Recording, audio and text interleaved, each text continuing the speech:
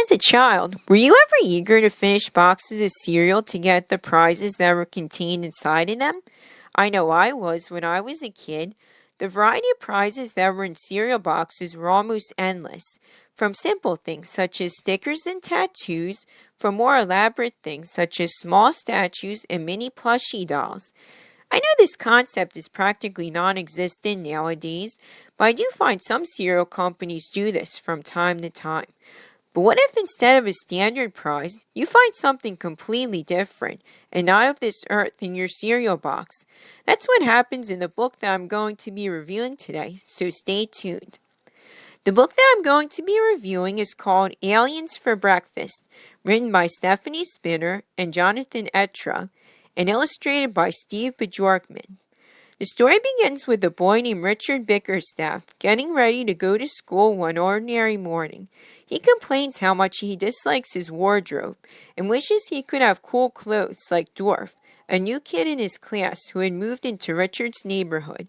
Everybody in Richard's class thinks he's the coolest kid, and they imitate Dwarf's ways, including how he flashes his toothy smile and how he dresses. Richard's mother gives him a new cereal she found as a free sample in the mail to have for breakfast.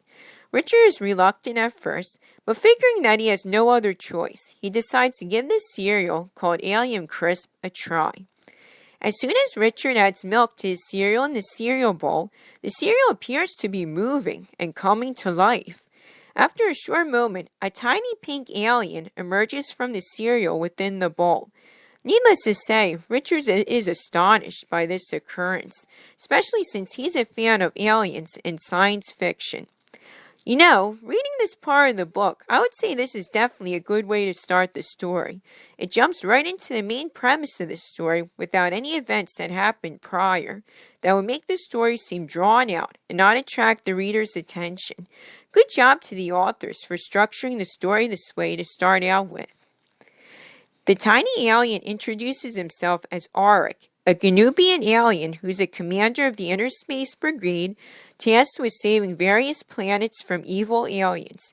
He explains to Richard that he has been freeze-dried and beamed into a box of cereal in order to come to Earth to save it from a race of evil, dangerous aliens called the Drains. Auric informs Richard that Richard has been chosen to team up with Auric to track down the Drain alien that lives in this town disguised as a normal-looking human being and destroy him before he divides, and as a result, the Earth would be taken over by the aliens. Can you guess who this alien is in disguise of? If you guessed the new kid in Richard's class at school named Dwarf, you would be absolutely right. This news shocks Richard so much that he jumps right out of his seat at the kitchen table. Auric knows how to defeat Dwarf, who's really a drain, but he can't remember what the weapon is to use. He only remembers that it's a common item that's found in many homes on planet Earth. Before Richard and Auric could figure out what it is, the school bus arrives and Richard has to leave to go to school. Auric goes with him and thinks that if he sees the drain, it will jog his memory of what the weapon is that can destroy the drain. Once Richard gets to his class, Auric warns Richard to not let anyone know that he's there, otherwise Earth will be done for. This makes things more complicated for Richard. Math class starts, and Dwarf gets every answer to all the questions that the teacher asks right. Everyone in the class, including the teacher, is very impressed with Dwarf's intelligence, except for Richard. Richard gets more alarmed when Auric tells him that Dwarf has everyone under his mind control powers. Just act normal, Auric keeps advising him, but for Richard, it's easier said than done. He also warns Richard not to look at Dwarf's toothy smile, as that's how he gets all the students and teachers under his mind control. These same events happen during lunch period and during art class, where Dwarf does many things perfectly, and all the students and teachers are impressed by him, except Richard. At the end of art class, Richard finds that his fingers appear to be bleeding, even though he never cut himself on anything. This part shocked me at first, but when I continued reading, it all made sense why this is happening to Richard. When Auric sees Richard's fingers appear to be bleeding, he explains that Dwarf is onto Richard, knowing that Richard is resisting his mind control powers and is using his alien powers to rearrange his molecules, and slowly his molecules are drifting apart, resulting in the appearance of bleeding, and he will eventually melt away to nothing.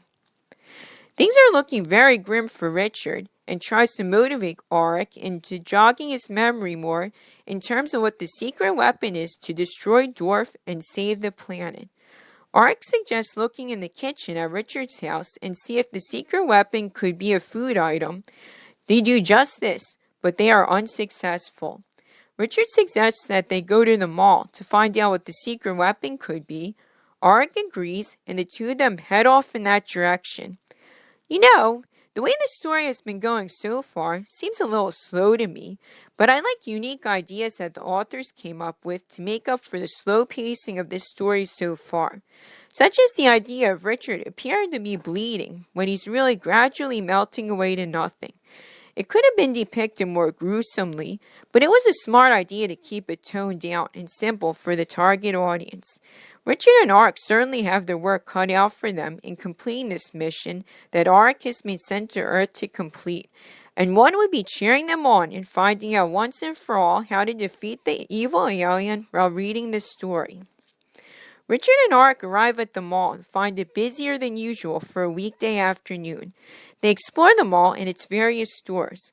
Auric even gets offended when he sees a display of toy aliens that share the name of an alien race that he knows of and complains how pathetic they look compared to the real things. He wants to complain to the manager, but before he could do so, he and Richard get interrupted when they spot Richard's friend, Henry, and Dwarf walking near them in the mall and into the pizza place called Pizza World. Auric tells Richard to follow them into the Pizza World place, but Richard is unsure how to do this. Auric's solution is to use one of his alien abilities to make them invisible for 10 minutes. Once invisible, Richard and Auric enter the pizza place, and it pretty much goes as well as you can imagine for someone who's never been invisible before. Richard accidentally runs into various things throughout the restaurant, and Auric tells him to stand still. No one knows they're there, and Dwarf is too distracted by his food. I can totally imagine the scene being a comedy of errors moment that could give the reader a good laugh or two. It did for me as I imagined it. Richard and Auric see Dwarf and Richard's friend Henry at one of the tables, surrounded by lots of pizzas and drinks. Auric explains to Richard that when a drain eats lots of food, it gives them energy to divide or reproduce faster. As soon as Auric and Richard see Dwarf run from table to table in the restaurant, tasting all the shakers of red pepper flakes, it jogs Auric's memory. Can you guess what the secret weapon is to defeat the evil drain aliens is? If you guessed red pepper flakes, you are absolutely right.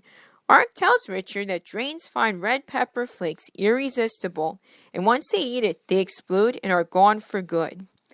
I'm not really sure what the logic is behind the idea of having something as simple as red pepper flakes be something that could destroy powerful aliens in no time. Unless, I would imagine, the aliens are either allergic to it, or they have the worst case of acid reflux disease known in the whole universe.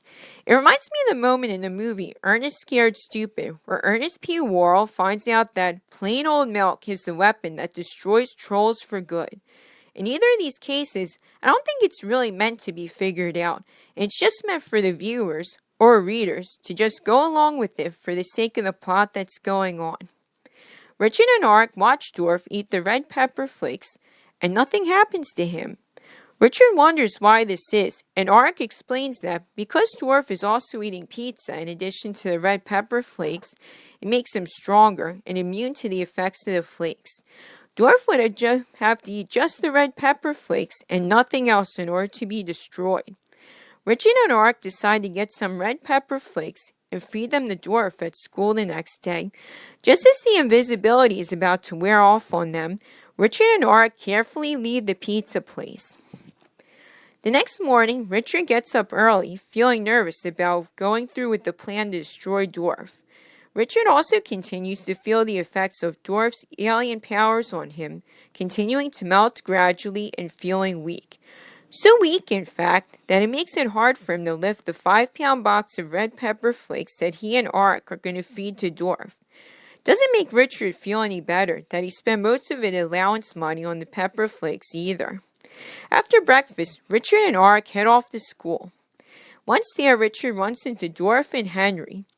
Arik warns Richard to be careful in giving the pepper flakes to Dwarf, as things can get violent when drains explode. Richard takes Dwarf into the boys' bathroom and gives him the box of red pepper flakes.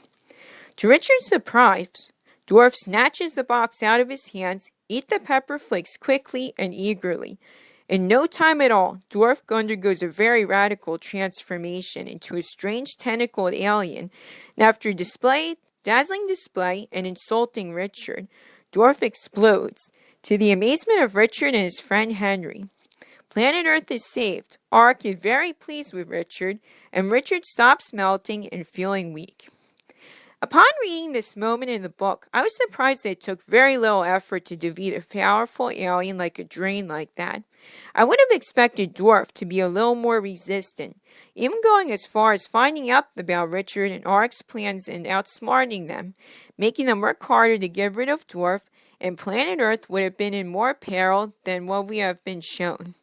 Either the authors couldn't figure out a creative way to get rid of Dwarf, or they were rushing to meet a deadline for the publication of this book. Either way, I would have expected better from this moment. After this moment, Richard is happy that he got rid of Dwarf, and it seems like things have changed ever since. Everyone in his class are so much nicer to him, and no one seems to even remember who Dwarf is. Richard is also sad to see Arik go, as he has become really nice friends with him over the course of this story. The two of them promise to keep in touch with each other, and Arik beams himself off of planet Earth. The next morning, Richard wakes up and finds a brand new jacket in his closet that bears the title Inner Space Brigade. Richard puts it on and thinks it's super cool. He also finds a note in one of the pockets. It was from Arik, thanking him for his help, and he wears the brand new jacket. The end. My final thoughts on this book. I think the premise of this book is pretty interesting, finding a freeze-dried alien in your breakfast cereal and it becoming your friend after bringing it to life. However, aside from the unique premise that's the base of the story, I find the story itself to be a little cookie-cutter basic. Aliens invade the Earth, and the main characters are called upon to help save it plot that's been done lots of times in children's books, even chapter books like this one. Richard Bickerstaff is a nice character with an interest in sci-fi, which is fitting for the story. But aside from that, I find him to be a little bland in terms of personality.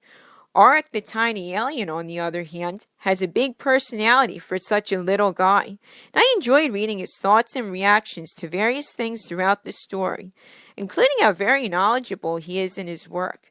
Dwarf, the alien in disguise, is pretty much a textbook villain who appears to be too good to be true until it's revealed that he is as his true self. I don't think much of him, especially with how easily defeated he was at the end of the story. That's my main criticism with this book. I feel like Arik and Richard could have worked harder to achieve their goal of defeating Dwarf and preventing him from multiplying into more evil aliens, such as Dwarf finding out about their plans and engaging in more of a battle that requires more strategic thinking and teamwork from Richard and Arik. As it is, the ending feels rushed. As I mentioned before, it seemed like the authors felt like they needed to end the story as quickly as possible and meet a deadline. With this chapter book being only 62 pages long, it's easy to see. You may have noticed that I haven't talked much about the illustrations in this book.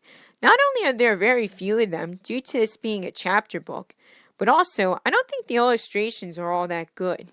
Unlike the gorgeous illustrations in the books I've previously reviewed, the illustrations in this book seem to take a more minimalist approach, with the illustrations lacking in detail other than the ones that are truly necessary, like the designs of the main characters. So I would say that the illustrations are definitely not a highlight in this book. It's worth noting that this book is also the first in a trilogy of books. Following after this book, the authors and illustrator created two more books, Aliens for Lunch and Aliens for Dinner. If I ever find copies of these two books, I will read them and make reviews for them as well.